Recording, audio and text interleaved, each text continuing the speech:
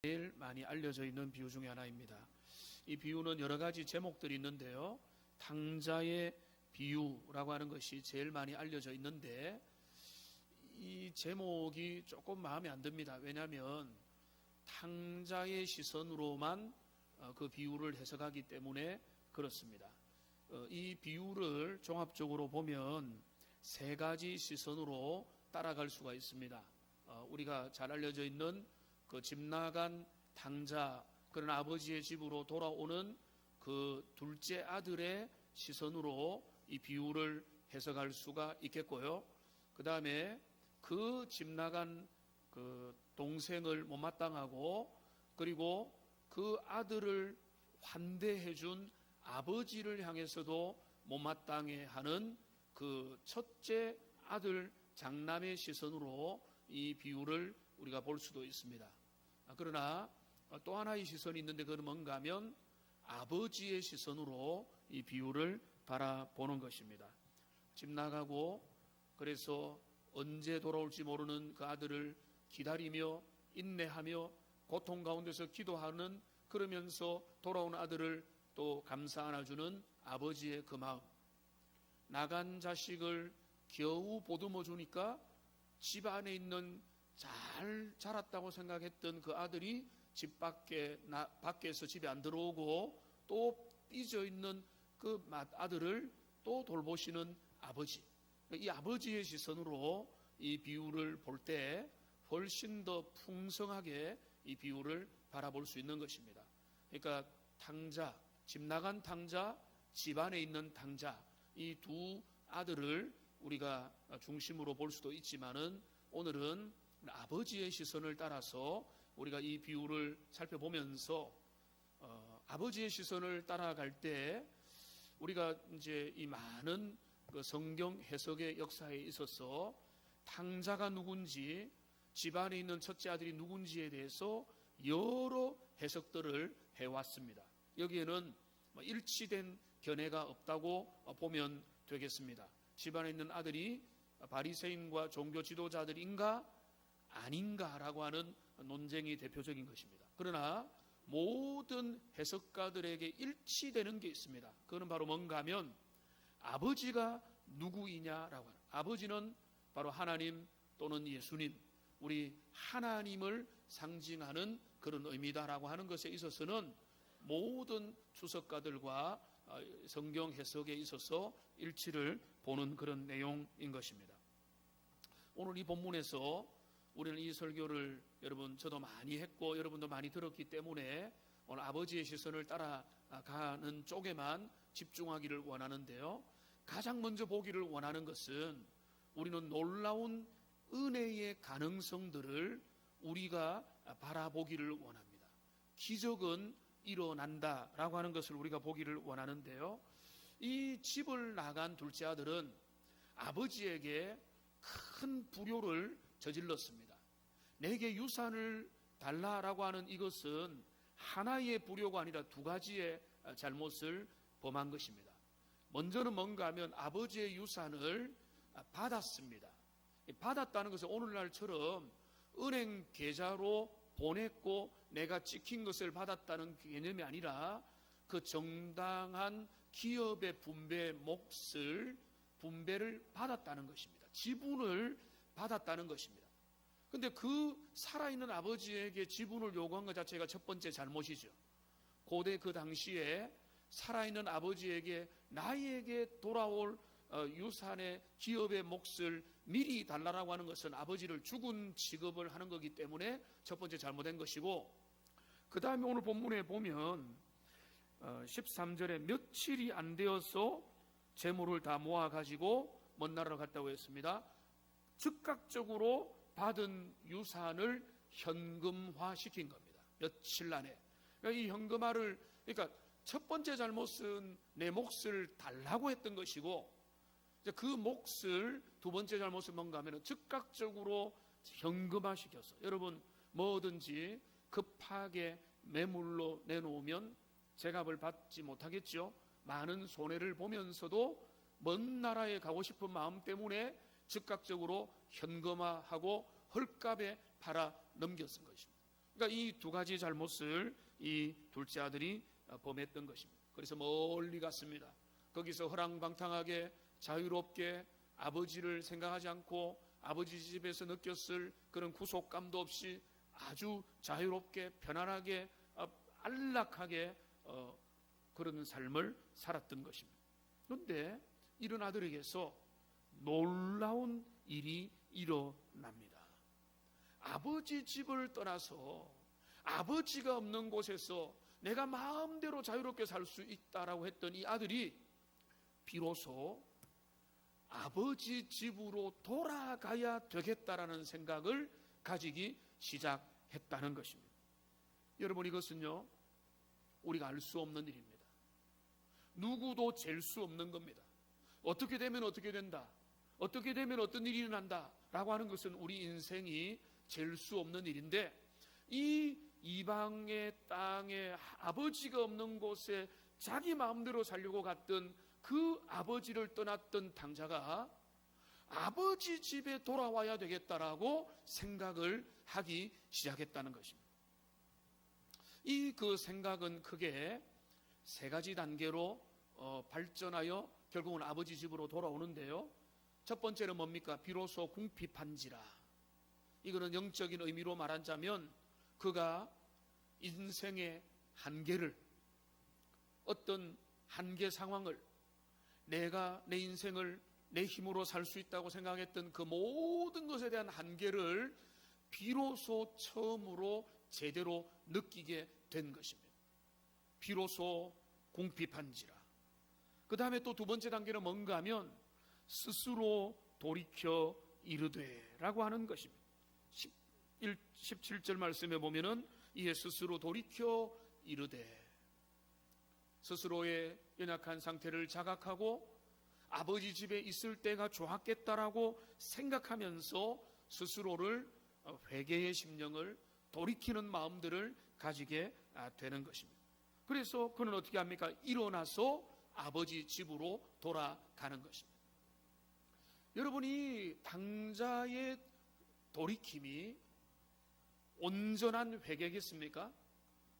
여러분 어떻게 생각하세요? 당자가 스스로 돌이켜서 아버지 집으로 돌아가야 되겠다고 했던 게 진정한 회개의 모습이라고 볼 수 있겠습니까? 없겠습니까? 우리 눈으로 볼 때는 이 당자가 생각하는 돌이킴이라는 것은 자기 기준에 자기 생각대로 돌이키는 것입니다. 하나님의 은혜의 손길, 주님의 자비의 손길, 우리 주님께서 죄인을 용서하시고 그를 그대로 받아주시는 그 은혜와 인자의 손길을 향해서 가는 것이 아니라, 지금 이 당자는 인간이 가지는 회개의 최선도 하나님의 그 은혜, 아버지의 은혜를 깨닫는 최고의 인식이 아니라는 것을 우리가 느끼게 되는 것입니다. 그게 무슨 말인가 하면, 지금 이 아들은 내가 아버지 품으로 가야 되겠다라고 말하는 게 아닙니다. 아버지 집으로 가야 되겠다는 것입니다. 그리고 그 집에 가서 내가 아버지의 자녀로서 살겠다는 게 아닙니다. 뭐죠? 그가 계속 그가 되뇌이고 외웠고 이렇게 말해야 되지 했고 가서 말했더니 뭡니까? 나를 품꾼의 하나로 보소서라. 그러니까 이게 바로 뭔가 하면 오늘날도 많은 불신자들 속에 어쩌면 또 그 예수를 믿고 교회 안에 있는다고 하는 사람들 속에도 자리 잡고 있는 잘못된 그 어떤 도덕의식, 하나님과의 잘못된 관계, 율법적인 사고방식인 겁니다. 그걸 바로 뭔가 하면 내가 이만큼 잘못했고 내가 배은망덕한 죄를 범했는데 아버지 앞에 갈 면목이 없고 아버지 앞에 설 자격이 없다. 여기까지는 좋죠. 자격이 없는 모습으로 그대로 나오야 되는데 그에게는 어떤 마음이 작동하는가 하면 자기 합리화를 하는 겁니다. 내가 아버지 집에 가서 내가 염치불구하고 자존심 내려놓고 실컷 혼나고 어쩌면 두드려 맞을 수도 있고 그렇게 혼나고 난 다음에 그 다음부터 나는 열심히 내 몫의 일을 해서 내 노동을 좀 해가지고 아버지 집에 보탬이 되고 그거를 통해서 내가 아버지 집에 있을 만한, 그러니까 품꾼도 거기에 있기 때문에 나도 그렇게 하면은 그 집에 있을 수 있지 않겠느냐라고 하는 이런 생각을 가지고, 그래도 그 자기 정당화와 합리화하는 마음을 가지고 아버지 집을 향하게 됐다는 것입니다. 그러니까 이것은 올바른 회개의 심령이 아니죠. 왜냐하면 올바른 회개의 심령은 하나님 아버지 앞에 배은망덕하고 불효한 그 마음을 그대로 내려놓으면서 당신의 처분을 달게 받겠습니다, 그렇게 말하면서 나는 아버지 당신을 향해 갑니다라고 돼야 되는데, 이 아들은 그 초점이 그렇게 정확하지가 않습니다. 너무 배가 고프고 인생에 너무 한계를 도달해서 그저 그 한계 상황 가운데서 아버지 집에 가면은 먹을 거 염려는 안 했는데, 아버지 집에 가면은 내가 먹을 것은 편안하게 먹을 수 있겠지, 삼시세끼 밥은 먹을 수 있겠지라고 하는, 여러분 제가 표현하기를 철저히 가장 절망의 상황에도 자기의 입장만 생각하고 있는 거예요. 아버지의 마음이 어떨지, 집 나간 아들을 기다리는 아버지의 심령이 어떨지, 거기에 대해서는 전혀 관심이 없어요. 내 일신의 안녕과 행복을 생각하는 겁니다. 내가 어떻게 하면은 좀 더 이제는 내가 절대 궁핍의 상황을 해결할 수 있을까? 내가 이 아주 절박한 상황에서 어떻게 벗어날 수 있을까? 아버지 집으로 가야 되겠다. 아버지 집으로 가야 되겠다는 말이 멋있는 말 같지만은, 아버지 집에 가면은 먹고 살만 한 문제는 괜찮겠지라고 하는 내 중심의 생각을 가지고 이 모든 것들을 생각하고 있는 것입니다. 여러분, 이것은 완전하지는 않지만은, 그러나 이것은 놀라운 변화의 시작이라고 우리가 볼 수는 있겠습니다. 오늘날에도 사람들이 주님 앞에 나올 때 거룩하고 완전하고 올바른 성경적 진리를 가지고 주님 앞에 나옵니까? 저는 그렇지 않다고 봅니다. 교회로 가봐야 되겠다. 이유가 뭡니까? 이유 별로 없어요. 그저 마음이 답답하고 힘들고, 어렸을 때 다녔던 그 교회, 내가 어릴 때 뭘 배웠는지 모르겠지만은 그때 거기서 해줬던 그 분위기, 그 잘 살아라, 아버지가 계신다, 너희 죄를 용서하신다고 하는 그 내용을 정확하게는 모르지만은 그 교회에 갔을 때 내가 생각했던 그거, 그냥 교회 가보자. 그러니까 많은 사람들이 주님 앞에 나올 때, 지금 우리 쪽에도 마찬가지입니다. 주님 앞에 나올 때 정답을 가지고 나오는 게 아닙니다. 해답이 다 결정이 돼가지고, 자, 1-2는 2고 2-2는 4니까 나가자, 나가면 이런 일이 일어난다라고 하는 위대한 지식과 탁월한 지혜와 성령의 감동을 가지고 주님 앞에 나오는 게 아니라, 막연한 생각을 가지고, 내가 지금 죽겠는데, 내가 지금 평안이 없는데, 내가 지금 내 삶에 어떤 한계를 만났는데 교회라는 데 가볼까? 그런 생각을 가지고 오는 것 자체가, 여러분, 신학적으로 따지면 다 문제 있는 거죠. 제대로 된 회개가 아니죠. 참된 것이 아니죠. 여러분, 그러나 그게 중요한 게 아니라 뭐가 중요한가 하면은, 그 비로소 궁핍함을 느끼면서 인생의 한계를 느끼고 아버지 집에 가보자 라고 하는 것 자체가 은혜의 시작이라는 거예요. 여러분, 이것을 누가 창조할 수 있습니까? 누가 만들 수 있습니까? 누가 그것을 우리에게 권유할 수 있는 겁니까? 그거는 내가 잘 살 수 있다, 내가 이 땅에서 개척할 수 있고 자유할 수 있고 누구의 손도 빌리지 않고 살 수 있다라고 생각했던 한 인생이 어느 순간에 인생의 여러 도전과 환경들을 통해서 비로소 궁핍함을 느끼고 인생의 한계를 느끼면서 그 한계를 가지고 아버지 집으로 향해 가려고 하는 그것 자체가 은혜의 출발점이 된다는 것입니다. 여러분, 이것이 영적 포인트가, 터닝 포인트가 되는 것입니다. 세상을 살아가는데 자신만만했고 하나님을 의지하지 않고도 얼마든지 살 수 있다고 생각했던 그들이 인생의 한계를 만나고 그때 아버지의 집이 생각난다면 여러분 그것은 최고의 은혜의 출발인 것입니다. 여러분 어릴 때부터 예수 믿지 않았던 사람은 그런 마음으로 주님 앞에 나오지 않았습니까?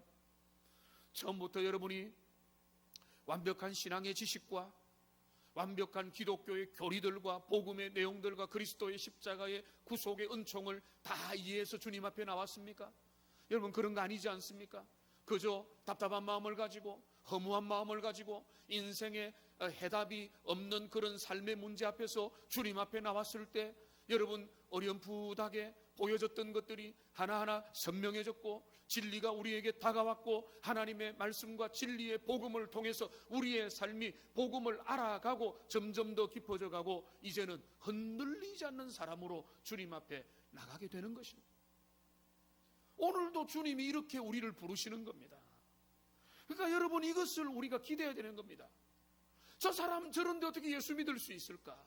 저 사람 교리도 모르는데 성경도 모르는데 저렇게 정말로 하나님과 상관없이 살았는데 주님을 모르고 살았는데 저들이 예수 믿을 수 있을까? 저들이 교회 오면 어떻게 될까? 여러분 이거야말로 하나님의 가능성을 막아내는 것입니다. 그것은 주님이 일으키시는 기적, 지금도 주님이 죄인을 부르시고 세리를 부르시고 주님을 떠난 자들을 부르시는 아버지의 그 은혜의 역사가 있다는 것을 우리가 소멸시키는 일이라는 것입니다. 오늘 이 비유에서 우리가 하나님의 놀라운 가능성을 보기를 원합니다.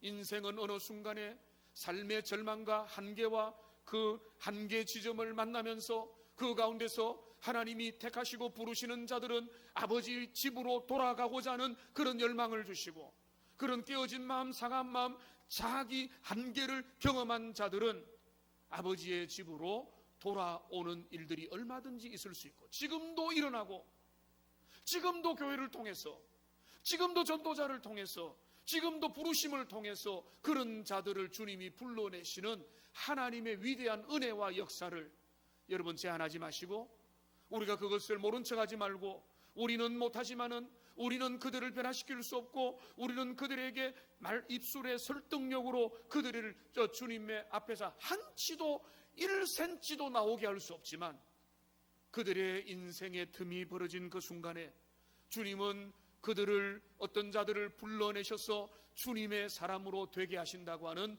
그 놀라운 은혜의 가능성을 우리가 열어놓고 인생을 사시고 주변을 돌아보고 하나님의 가능성 앞에 믿음으로 겸손으로 순종하는 하나님의 사람들 다 되시기를 주님의 이름으로 축복합니다. 이것을 여러분 마음을 여셔야 되는 거예요. 교회 안에만 있다 보면은 우리가 그것을 놓쳐버리고 그저 우리끼리 믿음 생활 잘하는 게 최고다라고 생각했지만은 여러분 아버지의 마음은 잃어버린 자에게 있다는 것을 우리가 보게 되는 것입니다. 그러니까 저는 이 비유에서 잃어버린 영혼들, 집 나간 자들이 주님 앞에 얼마든지 주님의 때와 주님의 방법으로 그 영혼의 틈을 열어서 주님께로 나오게 하시는 가능성을 우리가 봐야 되는 것이고요. 그러면서 우리는 아버지의 마음을 우리가 몇 가지로 살펴보겠는데 첫 번째는 아버지가 이 하나님 아버지 어떤 아버지인가 하면은 집 나가는 것을 바라보시는 아버지의 모습입니다. 우리가 참 이해하기 어려운 깊으신 아버지의 모습이 뭔가 하면 따라다니면서 막지 않으세요. 헬리콥터맘이라는 말이 있죠. 자녀들을 상공에서 자녀들이 가는 데마다 따라다니면서 자녀들의 모든 것들을 보호해주는 그 부모를 일컬어서 헬리콥터맘이라고 말을 합니다. 하나님은 그렇지 않은 모습이 많으세요. 물론 이 본문의 여백 속에는 자녀를 타이르기도 하고 유산을 달라고 하는 자녀를 훈계하기도 했겠지만은 그러나 여기서 나타나는 아버지는 뭔가 하면 다 허용하시는 아버지입니다. 해라는 절대 아니겠지만은 그 자녀가 그 일을 모두 하고 눈이 완전히 돌아가지고 그 일 아니면 안 되겠다고 하는 그런 모습을 아버지가 허용을 하신다는 말이에요. 그런 아들을 향해서 집 나가는 것까지도 그 바라보시면서 허용하고 그 길을 걸어가게 하시는 아버지의 모습입니다. 그래서 어떤 분들은 이 비유의 이름을 무기력한 아버지라고 말하기도 합니다. 무기력하게 보이는 아버지. 아버지를 떠나서 나가고 방황하는 그 사람을 어떻게도 할 수 없는 아버지처럼 보이는, 시시하게 보이는, 능력도 없이 보이는, 그러나 그렇지 않으신데 그렇게 집 나가서 아버지 집을 떠나가지고 자기 마음대로 사는 그 모든 것들을 지켜보시는 게 아버지의 모습이라는 겁니다. 우리가 분명히 알고 있는 적어도 하나의 진실이 있습니다. 하나님 아버지는요, 우리의 타락을 허용하십니다. 우리가 하나님을 떠나는 것 때로는 허용하십니다. 하나님은 우리를 자동으로 움직이는 AI 로봇으로 창조하지 않으셨습니다. 이렇게 하면 이렇게 하고 저렇게 하면 저렇게 하고 딱딱 해서 하나님이 원하는 대로 그대로 움직일 수 있도록 우리를 로봇으로 만든 것이 아니라 자원하여 주님 앞에 순종하며 오늘 여러분들이 하나님 앞에 전심으로 예배하도록 주님 앞에 나온 것처럼 여러분이 하나님 앞에 믿음으로 순종할 수 있도록 하고, 아니면은 주님을 떠나도록 하는 그런 것들도 할 수 있도록 자유의지라는 것을 주셨다는 거예요. 그러니까 우리 하나님은 뭔가 하면 정말로 두려울 정도로, 여러분 이런 생각 들죠? 하나님 나를 막아주세요. 하나님 나를 지켜주세요. 하나님 죄 중에서 나를 보호해주세요. 하나님 헛된 길로 가지 않도록, 잘못된 생각을 품지 않도록 주님께서 일일이 나를 막아주세요. 그런데 여러분, 주님이 주로 그렇게 많이 안 하세요. 내가 너에게 성령을 보냈지 않느냐? 너희가 결단하고 너희의 삶에서 선택하고 좋은 것을 선택하고 결단하고 죄와 싸우고 하나님 앞에서 믿음으로 승리하라. 너희가 죄와 싸우되 피 흘리기까지 싸우지 않는다.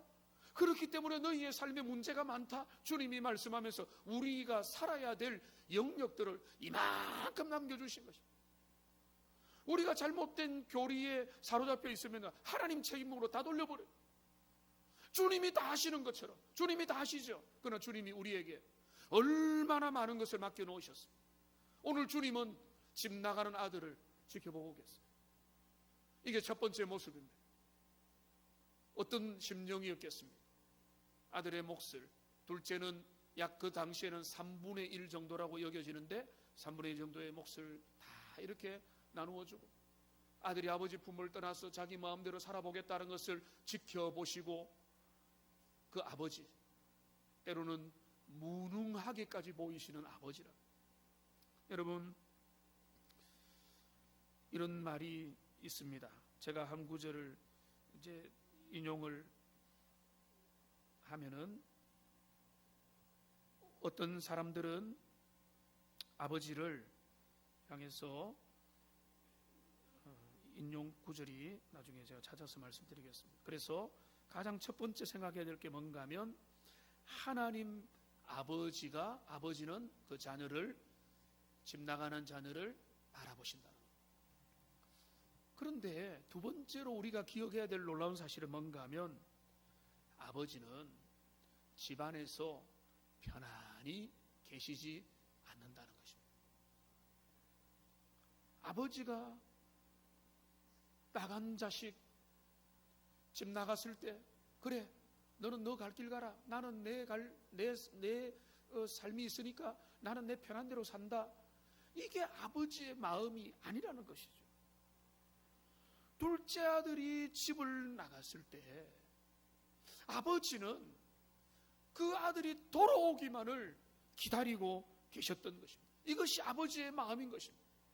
나간 자식이 돌아오기를 바라는 마음, 그게 바로 아버지의 마음인 거예요. 여러분, 자녀가 가출을 한 적이 있습니까? 여러분, 부모의 심령이 어떻게 될까요? 정상적인 부모라면 밥이 제대로 넘어가겠습니까? 잠이 제대로 오겠습니까? 우리 아버지의 마음이 바로 그 마음이라는 거죠. 나간 자식이 돌아오기만 해도 좋겠다는 거죠. 뭘 바라겠습니까? 그게 바로 아버지의 마음이라는 거예요. 집 나간 자식, 너가 잘못해서 나갔으니까 나는 이제 너 돌아오기 전에는 국물도 없어 라고 하는 매정한 아버지가 아니라, 그 자녀의 자유를 그렇게까지도 귀하게 여기시면서도 그러나 그 자녀가 아버지 앞에 잃어버린 자가 돌아오기를 기다리는 겁니다. 찬송가 527장 2절의 가사대로 어서 돌아오 어서 돌아만 오 우리 주는 날마다 기다리신다고. 밤마다 문 열어놓고 마음을 졸이시면서 나간 자식 돌아오기만을 기다리시는 게, 이게 바로 아버지의 마음이라는 겁니다. 여러분, 이게 과장되었습니까? 그렇지 않죠. 여러분, 누가복음 15장에는 제가 몇 년 동안 설교를 여러 번 했기 때문에 여러분, 이 누가복음 15장에는 세 가지 빛나는 비유가 연결되어 나타나 있죠. 15장에는 처음에 뭡니까? 잃어버린 한 마리 양의 비유와, 그 다음에 잃어버린 드라크마 한 개의 비유와, 그 다음에 여기 잃어버린 탕자의 비유입니다. 여기 이 세 비유의 놀라운 공통점은 뭔가 하면 잃어버린 것에 대한 집중입니다. 잃어버린 것에 대한. 이 목자의 관심이, 이 드라카마를 잃어버린 여인의 관심이, 이 집 나간 아들을 향한 아버지의 관심이 어디 있는가 하면 잃어버린 존재에 대한, 잃어버린 그 양에 대한, 잃어버린 그 드라크마 동전에 대한, 잃어버린 자녀에 대한 관심. 그게 바로 아버지의 마음인 것입니다. 잃어버린 것에 대한 관심과 거기에 대한 안타까움이 아버지의 마음이고, 목자의 마음이고, 여인의 마음이라는 것입니다. 여기 또 하나, 세 번째로 아버지의 마음을 알 수 있는 것은 뭔가 하면, 아버지는 돌아온 탕자를 극진히 환대하고 있습니다. 이것이 아버지의 또 다른 마음입니다. 탕자가 아버지 집으로 돌아올 때 가장 신경 쓰이는 것은 한 가지였을 것입니다. 아버지의 얼굴을 보는 것이었어요. 그렇지 않습니까? 우리가 어렸을 때, 또 자녀가 잘못했을 때 가장 민망한 일은 뭡니까? 부모의 얼굴을 정면으로 쳐다보는 것이죠. 내가 잘못한 것을 알기 때문에, 내가 정말로 잘못했기 때문에 아버지의 얼굴을 쳐다볼 수가 없는 거죠. 볼 낯이 없는 것이죠. 재산도 다 탕진하고 기회를 잃어버리고 금이 환영하면서 아버지한테 드릴 정말로 끝내주는 선물과 명예와 그 마을 사람들에게 그 윗신을 어깨가 힘이 들어갈 수 있는 모습으로 이 금이 환영해도 시원찮은데 아무것도 다 탕진해버리고, 그런 모습으로 아버지 앞에 무슨 얼굴을 볼 낯이 있겠습니까?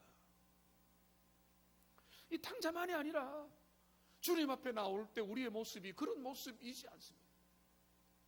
주님 앞에 나올 때 정신을 못 차립니다. 있는 모습 그대로 나온다는 거, 그건 모습이 뭔데요? 너무나 부족하고 연약하고 자격 없는 내 모습. 그러니까 오늘날 우리가 찬양하는 대로 정말로 주님 앞에 어떻게 나가야 될까라고 우리가 생각해 보면 나갈 힘이 없는 거예요. 나갈 능력도 없고 공로도 없고 자격도 없고, 우리가 주님 앞에 뭐로 나갈 수가 있다는 말이에요.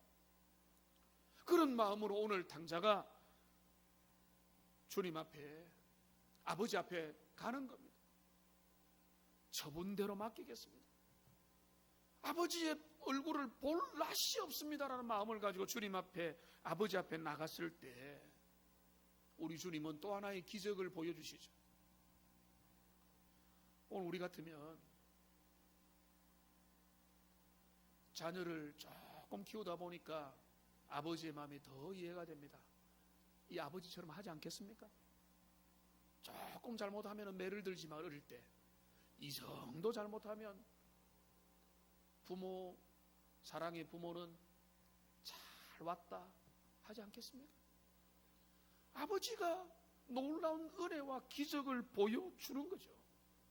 그 은혜와 기적을 크게 두 가지로 나누면, 첫째는 뭔가 하면 거리가 먼데 보고 달려가 목을 안고 입을 맞추었습니다. 20절이죠. 아직도 거리가 먼데 아버지가 그를 보고 측은히 여겨 달려가 목을 안고 입을 맞추었다고 했습니다. 여러분, 아버지는 아들이 어디로 올까 지켜보고 계셨다는 거예요. 그러니까 멀리서 보고 측은한 마음을 가지고 아들을 향해 달려갔다는 것입니다. 이게 아버지의 마음이에요. 그런데요, 아버지가 달려갔다는 것은 이 당시의 충격입니다. 우리나라에도 옛날에 양반은 뭡니까? 뛰지 않아야 되는 거죠. 고대 근동도 똑같습니다. 지체가 높을수록 어른이 된다는 증거는 뭔가 하면 뒷짐지고 걷는 것입니다. 그 사람의 걸음걸이가 그 사람의 신분을 나타내는 것입니다. 아버지가 뛰쳐갔어요. 왜 뛰쳐갔을까요? 그저 반가운 마음에? 여러분, 그것만이 아닙니다. 그거는 또 하나는 뭔가 하면 문화적으로 보면은 마을 사람들의 공격과 비난과 손가락질을 아버지는 두려워했던 겁니다. 그 마을 사람들이 저 불효자, 저 정말로 죽일 놈, 집안을 망친 사람이라고 하는 그 좋은 글씨를 찍어버리려고 하는 사람들을 염두에 두고 아버지는 그 모든 것을 온몸으로 막아서기 위해서 달려간 것입니다. 달려가서 아들을 껴안아가지고 얼굴에 그 입을 맞추었다는 것은 너가 종이 아니고 너는 나의 자녀요, 너는 나와 함께 기업을 이어받을 자라고 하는 그 사인을 즉각적으로 보낸 것입니다. 아들이 잘해서가 아닙니다. 아들이 집에 와가지고 노동을 잘하니까 야, 너 일 잘하네, 이제 내가 너를 다시 지위를 상승시켜줄게가 아니라 너는 나의 자녀다라고 즉각적으로 그 초라한 모습을 바라보면서 바로 인정을 하고 있는 것입니다. 이게 아버지의 마음인 것입니다. 잃어버렸으나 주님 앞에 돌아오는 영혼들을 바라보면서 그 누추하고 헐벗던 모습을 그대로 안으시고 바라보시는 것, 이게 바로 아버지의 진심인 것입니다. 그 다음에 두 번째로 아버지는 뭐라고 합니까? 종들에게 명하여 잔치를 하라고 명합니다. 살진 송아지를 잡아서 큰 잔치를 베풀라고 말하는 것입니다. 먹고 즐기자라고 말하는 것입니다. 실제로 마다들이 밭에서 돌아올 때 풍악 소리가 나고 춤추는 소리가 들려서 이 마다들이 시험에 들었던 것입니다. 여러분, 어떤 아버지입니까? 겨우 받아주는 아버지가 아니라 넉넉한 마음으로 받아주는 아버지인 것입니다. 여러분, 우리는 즉각적으로 이런 반론을 가하는 분이 여기 한 10명 정도는 있을 수 있습니다. 뭐 잘했다고 잔치까지 벌여주냐? 뭐 잘했다고 송아지를 잡느냐? 그가 얼마나 잘못한 일이 많고, 그가 얼마나 우리 하나님의 나라에 손해를 끼쳤고, 그가 정말로 이 피해가 얼마나 많은데 그를 그렇게 받아주는 게 말이 되느냐라고 항의하는 마다들과 같은 사람들은 언제나 있어 왔던 것입니다. 아버지의 마음은 그렇지 않습니다. 여러분, 오늘 누가복음 15장의 세 가지 비유를 보면 다 잔치하는 거로 끝납니다. 잃어버린 한 마리 양을 찾았을 때에, 잃어버린 하나의 드라크마를 찾았을 때에, 잃어버린 아들이 돌아왔을 때에 잔치를 벌이는 겁니다. 여러분, 계산을 해보면요, 계산이 안 맞아요.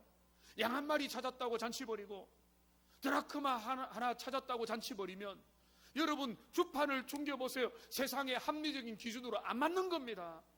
이 아버지의 마음이에요. 아버지의 은혜입니다. 아버지의 풍요합니다. 아버지의 환대의 방법인 것입니다.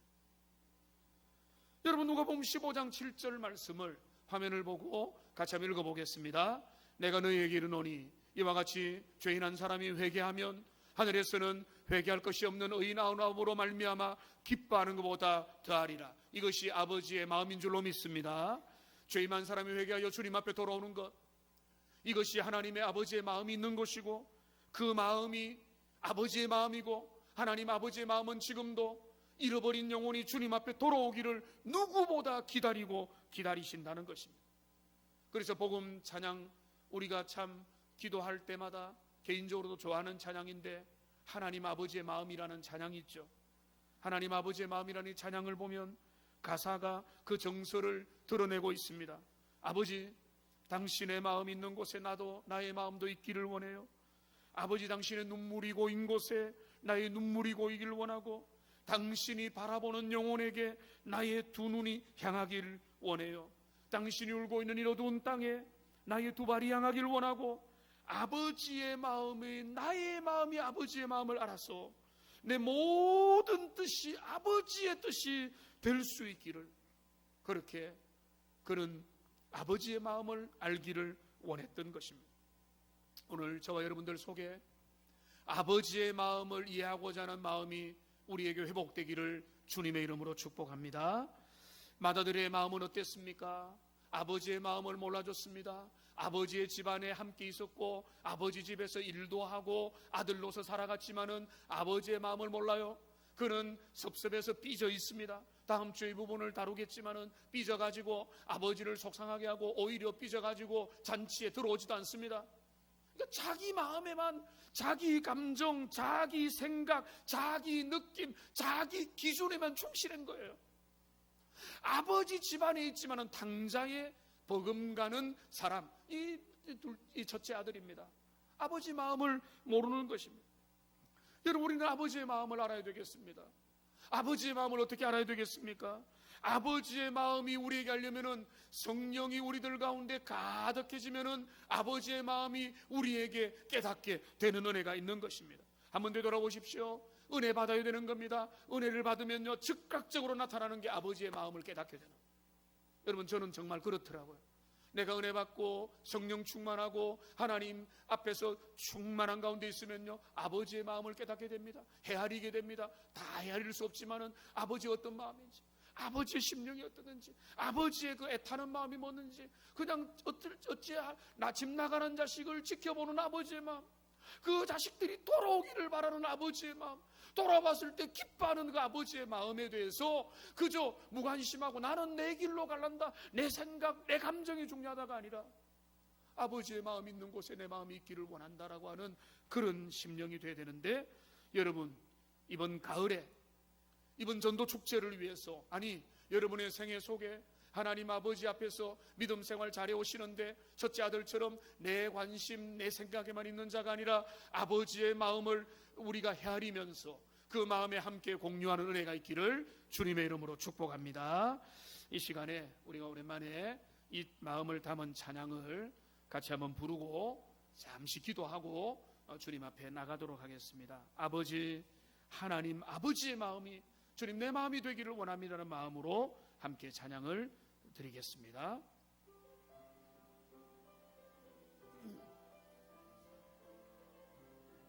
아버지의 마음을 내게 달라고 주님 앞에 기도하겠습니다. 아버지, 당신의 마음이 있는 곳에 나의 마음이 있기를 원해요. 아버지, 당신의 눈물이 고인 곳에 나의 눈물이 고이길 원해요. 아버지, 당신이 바라보는 영혼에게 나의 두 눈이 향하길 원해요. 아버지, 당신이 울고 있는 어두운 땅에 나의 두 발이 향하길 원해요. 나의 마음이 아버지의 마음 알아. 내 모든 뜻 아버지의 뜻이 될 수 있기를 나의 온몸이 아버지의 마음 알아. 내 모든 삶 당신의 삶 되기를. 우리 합심해서 잠시 한번 기도하겠습니다. 하나님, 우리가 둘째 아들입니까 첫째 아들